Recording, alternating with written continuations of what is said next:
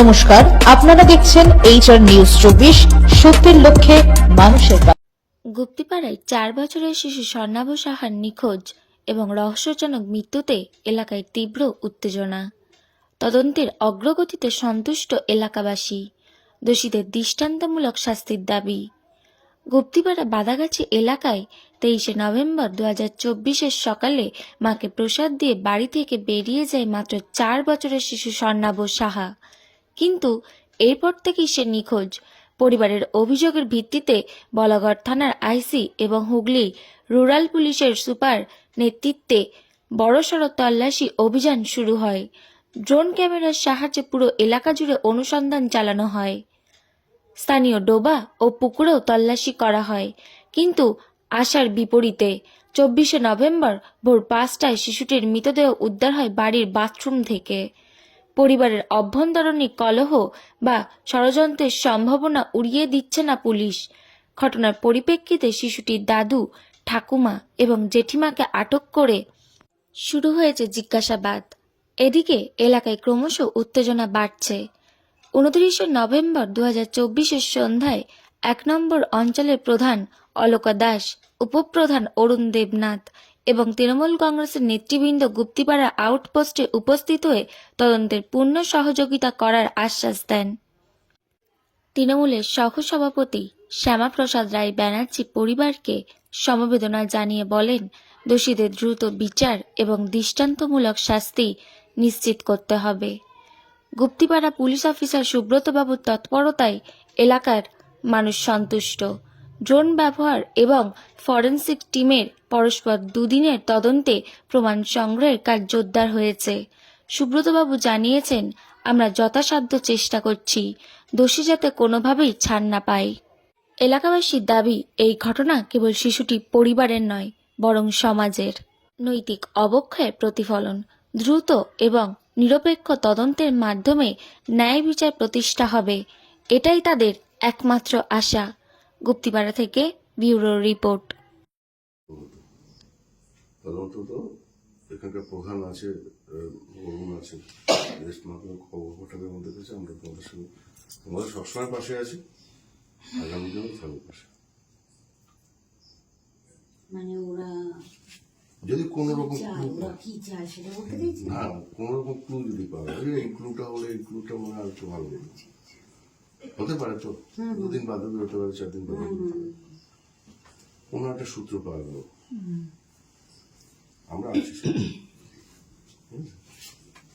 সূত্রগুলো পেলে প্রশাসনকে দিলে কাজের অগ্রগতির সুবিধা হয়। এতে ভয়ভীতির কিছু ব্যাপার নেই।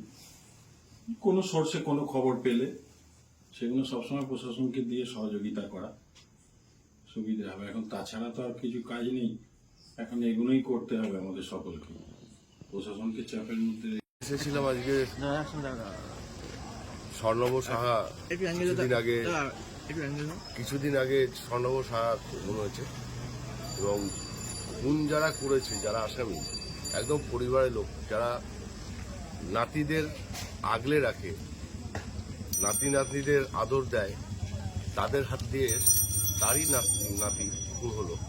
এটা একটা ঐতিহাসিক ঘটনা গুপ্তিপাড়ার বুকে ঘটেছে।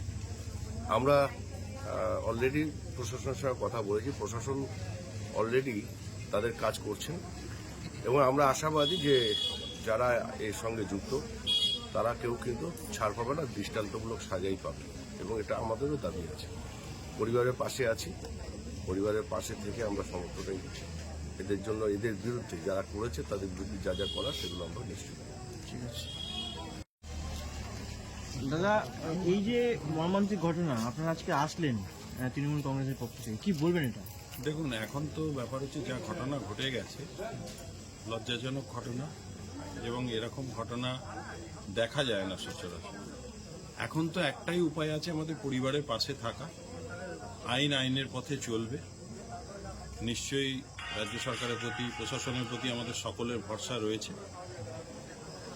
আসামির যেন উপযুক্ত শাস্তি হয়, এটাই আমাদের এখন সকলের কাছে বলা, এবং পরিবার যাতে ভালো থাকে। যা ঘটনা ঘটে গেছে, কিছু করার নেই, কিন্তু আইনকে সম্মান জানিয়ে আমরা বলছি আইনের মাধ্যম দিয়েই যাতে দোষী ব্যক্তির সাজা হয়, এটা চরমতম সাজা যাতে হয়। অন্তত ওই রকম একটা বাচ্চাকে নিষ্ঠুরভাবে যারা আজকে এটা করতে পারে, মানে এদের মনের মধ্যে যে কি আছে, কি ঘটাতে পারে তার কোনো ঠিক নেই। পরিবারকে কি আশ্বাস দিলেন? পরিবারকে আশ্বাস দেওয়া বলতে দেখুন, এখন তো আশ্বাস দেওয়ার কিছু নেই, তাদের পাশে থাকা। আমরা আছি, সুবিধে অসুবিধে সব কিছুতেই আমাদের দলও আছে, আমরাও আছি সব সময়।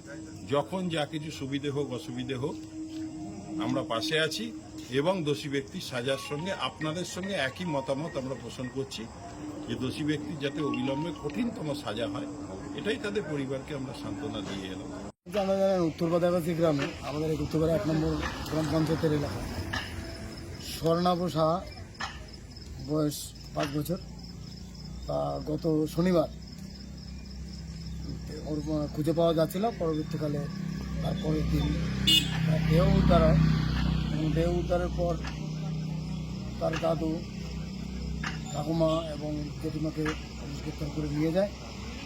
সেই কারণেই আমরা আজকে উত্তরপাড়া আইসির কাছে বা কারণ নিয়ে নেই কেসের আগে আমরা দাবি রাখলাম স্বর্ণাভ সাহার বিরুদ্ধে যে সমস্ত আসামিরা আছেন তারা অন্তত এই খুনের সঙ্গে জড়িত, তাদের এই পক্ষ আইনে যে ধারাগুলো দেওয়া আছে আমরা আমাদের নজরে আছে, তাদের যেন কঠোর থেকে কঠোরতম সাজা হয়, এই দাবি নিয়ে আমরা উত্তরপাড়া 1 নম্বর অঞ্চল তৃণমূল কংগ্রেসের আমরা যারা নেতৃবৃন্দ, আমরা আজকে একটা প্রতিনিধি ডেপুটেশন হিসেবে দিলাম। আমরা তাদের ফাঁসি চাই, পরিষ্কার ফাঁসি চাই। প্রশাসন থেকে আপনাদের কি জানানো হলো? প্রশাসন থেকে বলেছে আমরা যত রকম তদন্ত প্রয়োজন এবং আমরা শেষ পর্যায়ে নিয়ে এসেছি, আশা করি আপনাদের যে দাবির সঙ্গে আমরা যা তদন্ত করছি সেই জায়গায় আমরা পৌঁছে দিতে পারব, এই আশ্বাস আমাদের।